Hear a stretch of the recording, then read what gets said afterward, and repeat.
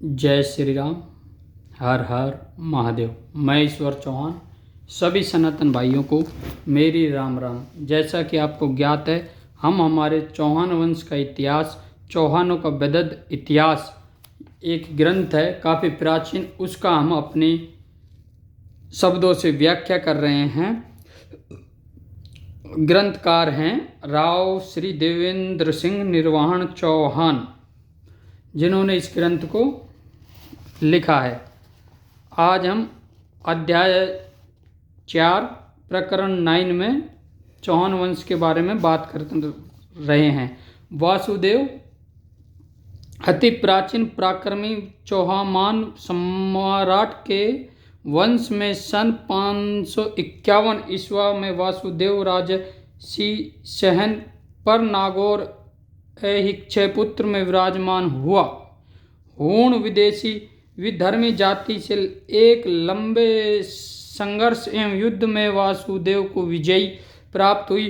भारत के इस भूभाग की जनता ने वासुदेव को विष्णु का अवतार मानकर सम्मान सहित स्वीकार किया। सम्राट वासुदेव ने शाकंभरी देवी की शरण में जाकर उसे कुलदेवी माना और सांबर में अपनी राजधानी रखी। सांबर में नमक की झील बनवाई। यही से इस वंश का एक बार फिर उद्गोध हुआ।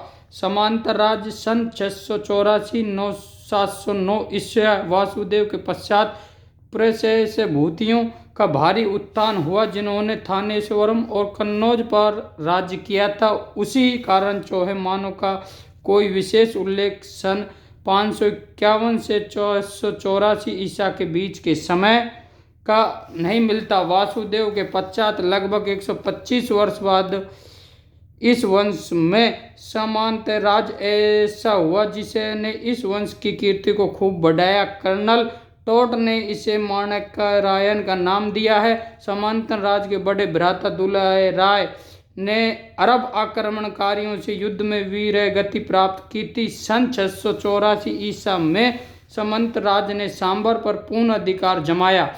सामंत राज ने अपना साम्राज्य इतना बढ़ा लिया था कि कई सामंतों ने उनकी अधीनता स्वीकार की थी। बिजोलिया शिलालेख व पृथ्वीराज विजय से इस बात की पुष्टि होती है।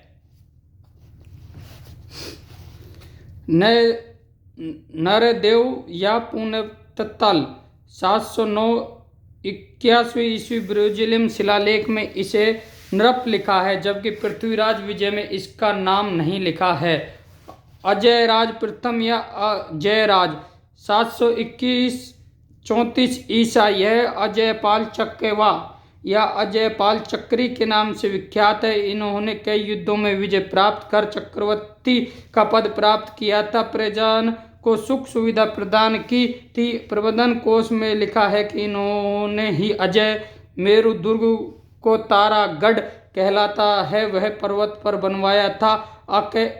अकबर उल अकबर में लिखा है कि भारत में किसी पर्वत पर बनने वाले दुर्गों में यह सर्वप्रथम है, जो ईसा की 8वीं शताब्दी में बना था। 8वीं से 19वीं शताब्दी तक यह दुर्ग दृढ़ता एवं सैनिक दृष्टिकोण से सब बहुत ही महत्वपूर्ण है। इसने देश में हुए राजनीतिक परिवर्तनों में महत्वपूर्ण भूमिका निभाई है। मिस्टर हैरेबर का मत है कि यह दुरारा विसेरोल्टर है। यह 80 एकड़ के क्षेत्र में और पर्वत की सबसे ऊंची श्रेणी पर बना है। समुद्र तट से 855 फुट और मैदान से 1300 फुट ऊंचा है।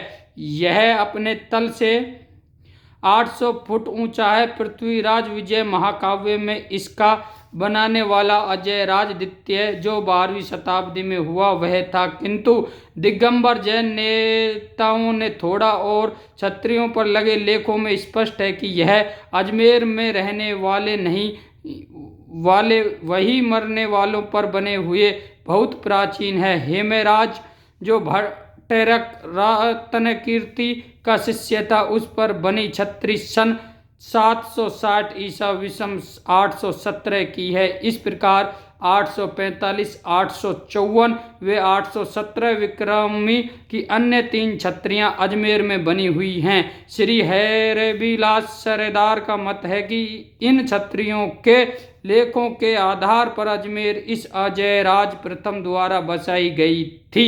अजयराज सम्राट अपनी वृद्धावस्था में अजमेर के पास जंगल में एक आश्रम बनाकर रहने लगे थे और वहीं भजन पूजन करते उनकी मृत्यु हो गई। यह श्री आश्रम आज भी अजय बाबा के नाम से जानता द्वार पूजा जाता है। वहीं एक मंदिर भी अजयराज की मूर्ति बनी हुई है। विग्रहराज प्रथम पृथ्वीराज विजय महाकाव्य में इस सम्राट को एक बड़े योद्धा बतलाया गया है, जिसने अपने दुश्मन पर कई विजय प्राप्त कर अपने वंश का नाम ऊंचा रखा था। यह अजयराज प्रथम का पुत्र व उत्तराधिकारी था। चंद्रराज प्रथम और गोपेंद्र राज 759-71 ईसा, यह दोनों विग्रहराज के पुत्र थे जो एक के बाद दूसरे गद्दी पर बैठे। प्रबंधन कोश में लिखा है कि गोपेंद्र राज ने सुल्तान वेगविराज को युद्ध में हराया। उसी समय भारत सैन्य सोने की चिड़िया कहलाता था। अरबों ने धन व राज्य पाने की इच्छा से और इस्लाम धर्म का प्रचार प्रसार करने को सन 772 ईसा में महमूद बिन किस्म की अध्यक्षता में सिंध पर चढ़ाई कर दी। उन्होंने सिंध और मुल्तान पर विजय प्राप्त की और वहीं पर अपने डेरे डाल लिए। चहमान राज्य यह से दूर नहीं था। अंत महमूद बिन किस्म ने अपना एक सेनापति वेगवरिश को बड़ी सेना के साथ चहमान राज्य पर भेजा। गोपेंद्र राज से मुठभेड़ में अरबों को अपार जनहानि उठानी पड़ी और वेगवरिश की करारी हार हुई। इस प्रकार गोपेंद्र राज ने अरबों को भारत में आने से रोका कर देश और धर्म एवं संस्कृति की रक्षा की। अल बिलहदूरी से भी यह जानकारी मिलती है कि जुनैद के कमजोर कायर उत्तराधिकारी तमीम के समय में अरब लोग भारत के कई स्थानों से वापस लौट गए, किंतु यह संघर्ष कई शताब्दियों तक चलता रहा। चहमानों का स्वतंत्र राज्य नागौर व सांबर में जम गया। सम्राट हर्षवर्धन के राज्यकाल से सन 606 से 648 ईसा तक के समय के चौहानों की गतिविधियां धीमी पड़ गई थी, किंतु हर्षवर्धन की मृत्यु के बाद उनके साम्राज्य का शीघ्र ही अंत हो गया। इसके बाद समांतर राज्य अजयराज प्रथम और विग्रहराज प्रथम ने अपने राज्य को स्वतंत्र व समृद्ध बना लिया।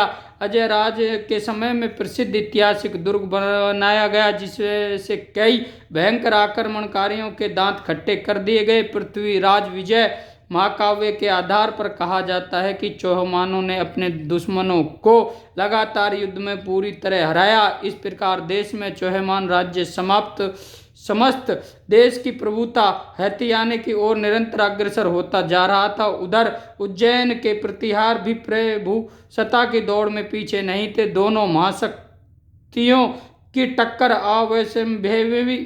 असंभवी थी, किंतु देश के द्वारा भयंकर दुश्मनी विधर्मी अरब खड़े हुए थे। अंत दोनों ने देश व धर्म रक्षा के लिए दूरदर्शिता से काम किया और दोनों शक्तियां एक हो गई। उज्जैन का नागभाट प्रथम भी कई बार मलेच्छों का मर्दन कर चुका था। चौहानों ने प्रभुता से प्रतिहारों के हाथ में रहने दी। प्रतिहार नागभट्ट प्रथम 740-65 ईस्वी चौहान व चंद्रराज प्रथम के समय को ऐसा हुआ।